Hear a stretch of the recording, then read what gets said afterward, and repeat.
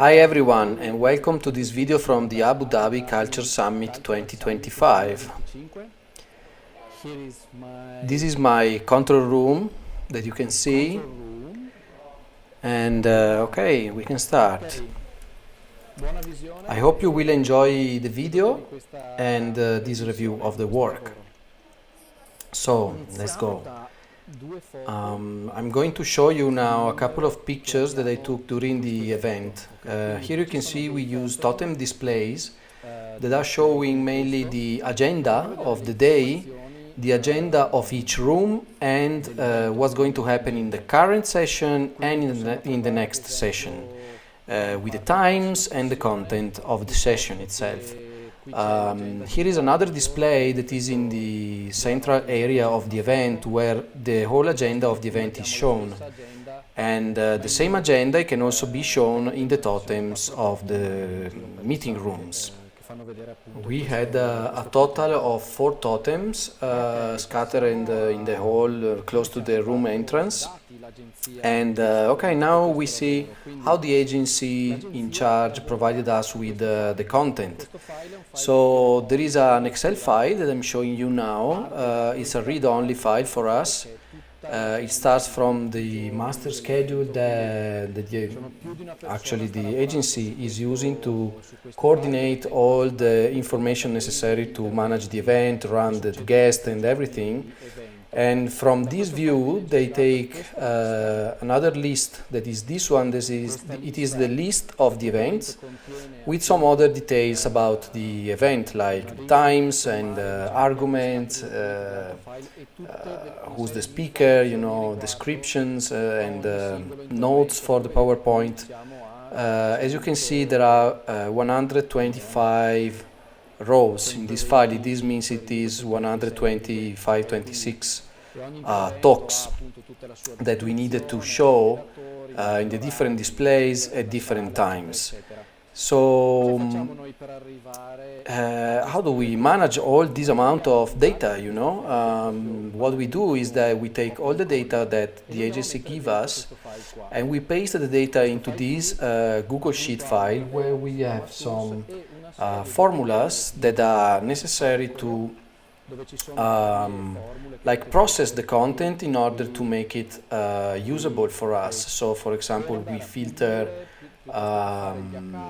things that we don't need, we wrap text, we actually parse data based on what we need, because actually we might need only to have the data from one specific room, in order to have all the data sorted to import the data into Vertex. All these tabs are exported into CSV files that we can do directly with the CSV export from Google Docs, or we can also do that with a script. I made a script in the Google Docs that runs automatically the export of all the files all together. So every time I update the data, I just run the script and I get the new files on my computer. Then now let's go to see in Vertex how it works. First of all, I'm going to show you this second display, where we have all the rooms with what is happening in the control views of the different totem displays. I just realized that I've made a little exception here for a special meeting. I just changed the size of the text for the previous speech that had a lot of text. So I'll show you now a script that I use to align the text sizes of the different control rooms. So for example, this script, if I run it, is gonna change the size of the text of the control views from 11 to 4 and the text 2 and 7. So in this way I can just align all the settings in the different control views, because I just edit one of the control views and then I paste the values that I use in the different lines of the script, and then voila, I just paste the values in all of the control views that I have. Let's have a little overview of the different control views that I have here. So agenda is the main control view, the one that the guy was taking the pictures. Then we have the 4 rooms. Then we have the service control view that I will explain later. And then we have the testing control view, the last one here I just used for testing items and functions. So how the data are collected in Vertex? The Vertex has some data tables inside. Here we have the time is being updated, so it's 11:55, and in this room we have an event at 11:55. So actually the system just updated according to this data table the event at 11:55. So he went to write the different descriptions and times into the current session in the control view of MAS as gallery.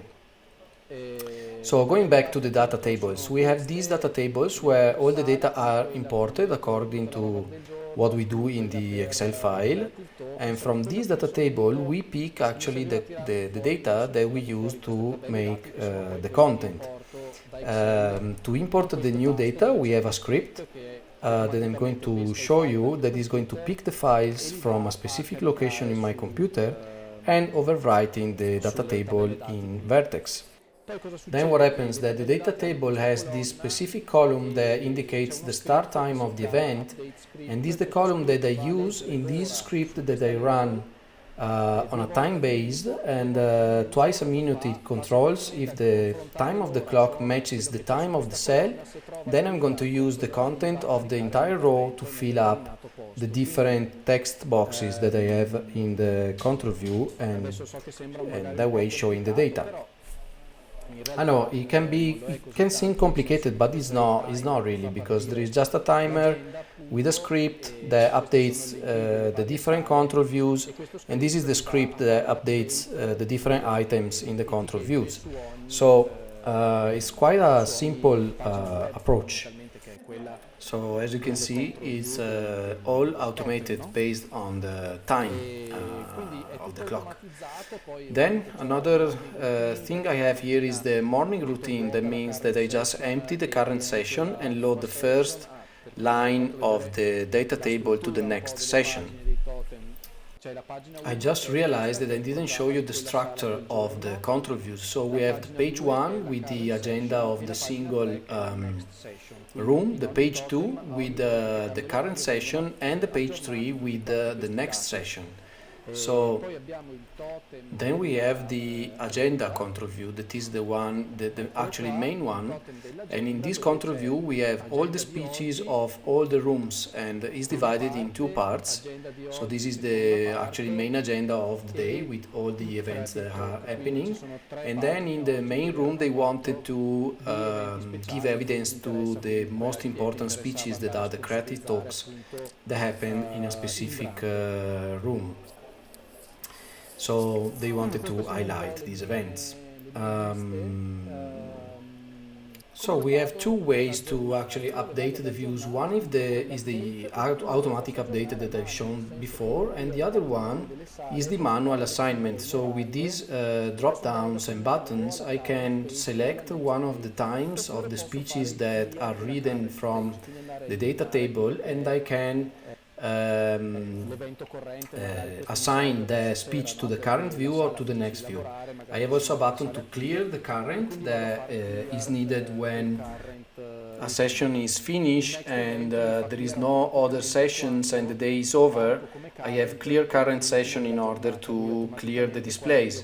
The next will clear itself when the last speech goes triggered into the current. The next will be emptied automatically by the update, the automatic update script. I'm showing here some other scripts that I have to align the different control views and the graphic actually between the control views. Using the script approach allows me to be sure that I'm keeping everything aligned, you know, because if I was doing that by just copying and pasting the values all the time between the 4 control views, it was very likely to have mistakes in updating the values. With this script I can just change the size of the text, for example, and propagate that in all the text boxes. I'm showing you here some other controls I have. For example, this toggle for the NDI will switch on and off these clip containers that are showing me the preview of what's going to happen into the rooms, so I can see actually when the speech is over and I can clear the view, for example. Then here I'm creating some NDI signals to feed some displays that are around the location. And here I have also an NDI playlist, because we have some displays that are showing the NDI signals of the cameras into the main room of the event, so also the guests have a preview of what happened in the rooms. The other toggle here that I've just shown is the toggle of the timer. So when I deactivate that toggle, the timer goes inactive, and when I activate it becomes active. So in that way I can not use the timer and update the rooms manually, for example. This was very useful during the programming. What I'm showing you here is the monitoring system I have of the web browser of the different displays. So I have 5 displays, 4 for the rooms and 1 for the agenda. As you can see, the agenda is connected since 16 hours and the other ones are dropping every 20 seconds. I have a quite complicated network here. We are relying on the locations network and we are using the Wi-Fi to communicate with the totems. So the connection is quite unstable, but with this web browser approach we can actually run the content the same as you can see with VNC. You can see here the content updating. Now the current is empty because the next event will start at 12:30 and now it's 12:01, and the current is empty because that one is the first event of the day. So each totem is showing also the general agenda, so I can show in the same web browser I can show 2 pages from one control view and the other pages from the other control view. So the switch button that I'm showing you here is the switch button of the email timer that triggers the email notifier script. This script that I'm showing you is just checking the connection of the web clients. So for example, you see here this line, agenda client connected false. I get this data from the inspector of the agenda client. As you can see here, connected. I can just drag and drop that value and I will get the script. If the agenda client connected is false, I just log agenda down and I send an email with a proper script. And this is the script that just sends the email telling me which one of the display is disconnected. As you can see here, there is the timer with the email notifier that runs every minute. So if one of these controls, actually agenda client connected, is the same of the script, it gets disconnected for a minute or so, the system will send me the email telling me that that specific display is now connected. And I will receive a very simple and tight email with, hey, I'm no longer communicating with that totem, for example. I think it's a very useful feature, as you can see in real time what's happening in the installation without being forced to be in front of the computer. The feature that I'm showing you here now is the background creator. I have a queue in the timeline with the elements that compose the background, like the shades and the logo, and with the generate background button I can just generate a new image out of the composition and load the image as a background to the control views. That was very useful at the beginning of the programming in order to update the background according to what the client wanted. I've been using the file version, to just load the new file that I was storing in the computer to create a new version of the background object, and that's it. In that way, I was updating the background with just one click, actually. So I hope you enjoyed this video, and if you have any question, do not hesitate to write me, and see you soon from Abu Dhabi. Ciao ciao.